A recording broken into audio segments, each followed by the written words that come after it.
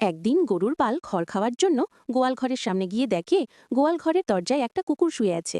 যখন কুকুর গরুর পালকে দেখল, তখন গরুর পালকে তাড়াতে জোরে জোরে ঘেউ ঘেউ করে ভয় লাগাতে লাগলো। কিন্তু গরুরা ছিল খুবই ক্ষুধার্ত। তাই একটা গরু কুকুরের কাছে অনুনয় বিনয় করে বলল, ভাই, দয়া করে আমাদেরকে কিছু খড় দাও। এই খড় আমাদের খাবার, এই খড় খেয়ে আমরা বাঁচি। এ কথা শুনে কুকুর আরও জোরে ঘেউ ঘেউ করতে লাগলো। কুকুরের ঘেউ ঘেউ চিৎকারে গরুর পাল খড় না পেয়ে চলে গেল। কিন্তু গরুদের মধ্যে একটা গরু ভাবল, কিভাবে কুকুরটাকে গোয়াল ঘর থেকে বের করা যায়। তখন অনেক চিন্তাভাবনা করার পর তার মহিষের কথা মনে পড়ল। তাই সে দৌড়ে মহিষের কাছে গেল। গরু মহিষের কাছে গিয়ে কুকুরের বিরুদ্ধে নালিশ করল। শুনে মহিষ রেগে হম্বিতম্বি করে ছুটে আসলো।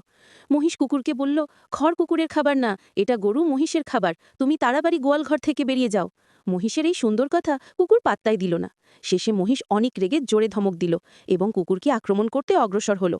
তখন কুকুর ভয় পেয়ে গেল। সে বুঝতে পারল মহিষ আক্রমণ করলে সে আর বাঁচতে পারবে না। তাই সে ভয় পেয়ে প্রাণ নিয়ে ছুটে পালালো, কারণ সে জানত মহিষের শক্তির সাথে সে পেরে উঠবে না। তাই বন্ধুরা, অন্যের প্রয়োজনে বাধা দেওয়া উচিত নয়। ন্যায় ও সত্যের পক্ষে দাঁড়ালে সমস্যার সমাধান হয়।